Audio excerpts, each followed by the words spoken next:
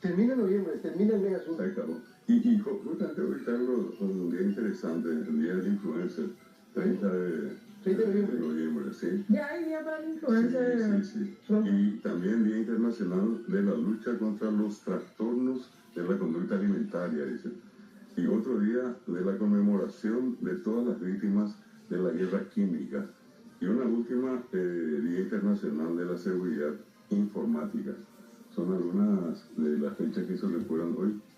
Y también hay varios acontecimientos vinculados a personas destacadas, entre ellos, por ejemplo, a un periodista muy conocido que es Juan Andrés Cardoso, Cierto. Cumpleaños hoy.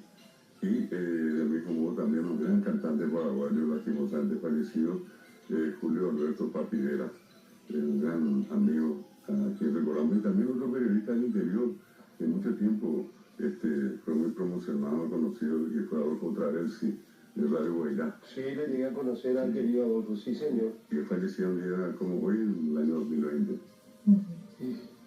Mira, termina el mes. Sí, termina el mes. En 30 días termina el año. Sí, qué rápido. Ya empecé. Ayer estaba viendo los precios de los pesebres en el mercado 4 con Jessy Martínez, ¿verdad? Que ya se empiezan a vender, todavía no sacan los más grandes, estaban contando los vendedores. Por 50.000 ya se puede llevar un pesebre, ¿verdad? Y se quedan 24 horas, porque dice que la gente va a comprar también de madrugada, entonces ya están apostados ahí en el mercado. Y siguiendo la festividad mariana, hoy es el tercer día del novenario. Sí.